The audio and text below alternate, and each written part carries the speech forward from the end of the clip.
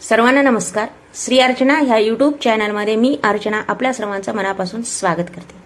अधिक महिन्यात असं कोणते स्तोत्र आहे जे ऐकताच भगवान विष्णू प्रसन्न होतात असं म्हणलं जातं, ज्याच्या पठणाने घरात सुख, शांती आणि लक्ष्मीचा वास वाढतो असं म्हटलं जातं. ते दिव्य म्हणजे श्री व्यंकटेश स्तोत्र. आज आपण जाणून घेऊया अधिक महिन्यात व्यंकटेश स्तोत्राचे अद्भुत महत्त्व, त्यामागील परंपरा, भक्तीचा सुंदर असा अनुभव. अधिक महिन्यामध्ये श्री व्यंकटेश स्तोत्र पठणाला विशेष असे महत्त्व दिले जाते.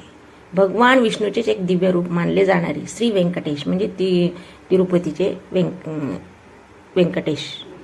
अधिक मास हा पुरुषोत्तम भगवान विष्णूंना समर्पित असल्यामुळे या महिन्यात व्यंकटेश स्तोत्राचे पठण अत्यंत पुण्यदायी मानले जाते. व्यंकटेश स्तोत्राचे अधिक महिन्यातील महत्त्व काय आहे ते आपण बघूयात. ते घरातील नकारात्मकता दूर केली जाते. आर्थिक अडचणी कमी होण्यासाठी भक्तिभावाने पठण केलं जातं. मनाला शांतता, स्थैर्य मिळतं. सगळ्यात महत्त्वाचं म्हणजे भगवान विष्णू आणि माता लक्ष्मीची कृपा प्राप्त होते. कुटुंबातील सुख समृद्धीसाठी हे स्तोत्र लाभदायी मानले जाते. अधिक महिन्यात फक्त एक स्तोत्र जीवनामध्ये सुख, शांती आणि भगवान विष्णूची कृपा आणू शकते. व्यंकटेश स्तोत्र हे भगवान व्यंकटेश म्हणजे तिरुपती बालाजी यांची स्तुती करणारे अत्यंत प्रभावी स्तोत्र मानले जाते.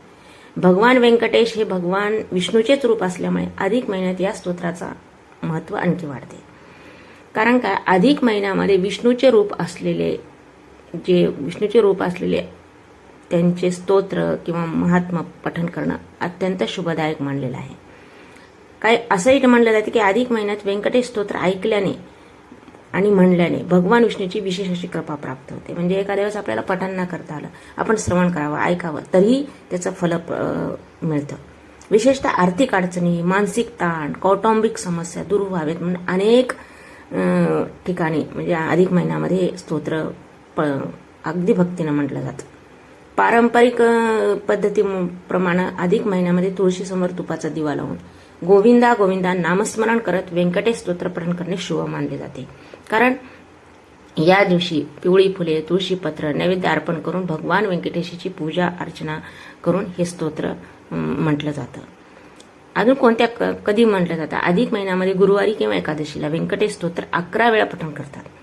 काही ठिकाणी महिनाभर रोज पठण करतात. दररोज नियम करतात अधिक महिन्यामध्ये दररोज व्यंकटेश स्तोत्र वाचायचं. भक्ती हेच यामागचं खरं सामर्थ्य मानलं जातं. आजच्या धावपळीच्या जीवनामध्ये मन शांत ठेवणे कठीण झालं आहे.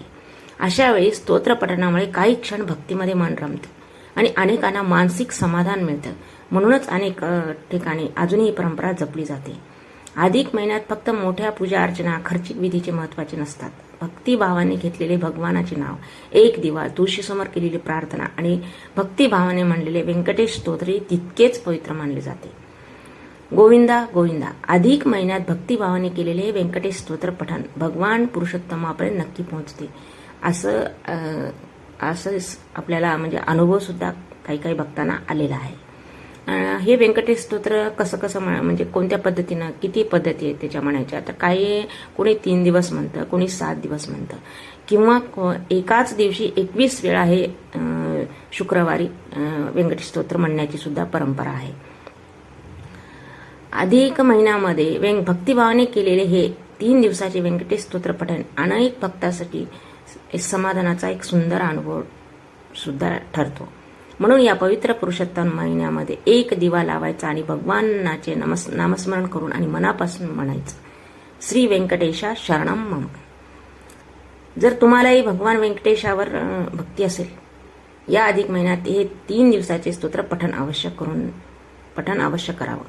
कदाचित मनालाही भक्तीचा एक सुंदर आणि शांत अनुभव मिळेल. हे व्यंकटेश स्तोत्र आपण अधिक महिन्यात आवर्जून म्हणावं. तसं तर ज्यांचं कुलदेवता तिरुपती आहे, व्यंकटेश आहे, तिथं तर दररोज व्यंकटेश स्तोत्र पठण केलं जातं 12ही महिने. पण एका कदाचित आपल्याला नाही जमलं अधिक महिन्यात तर व्यंकटेश स्तोत्र अवश्य पठण करावं. कारण अत्यंत फलदायक आहे. म्हणजे व्यंकटेश कलियुगामध्ये व्यंकटेश देव हे एकदम प्रबल असं म्हणलेलं आहे. म्हणजे तात्काळ सेवा केली की तात्काळ फलप्राप्ती होते असंही म्हटलेलं आहे. हे व्यंकटेश स्तोत्र अवश्य अधिक महिन्यात म्हणावं. शुक्रवारी 21 वेळा हे व्यंकटेश स्तोत्र म्हणल्यास अधिक फलदायक मानलं जातं. जय व्यंकटेशा, जय गोविंदा. अधिक महिन्यात भक्तिभावाने घेतलेले भगवानाचे नाव कधीही व्यर्थ जात नाही. चला मनापासून एकदा म्हणूयात. जय श्री व्यंकटेशा, गोविंदा गोविंदा. जय श्री व्यंकटेशा.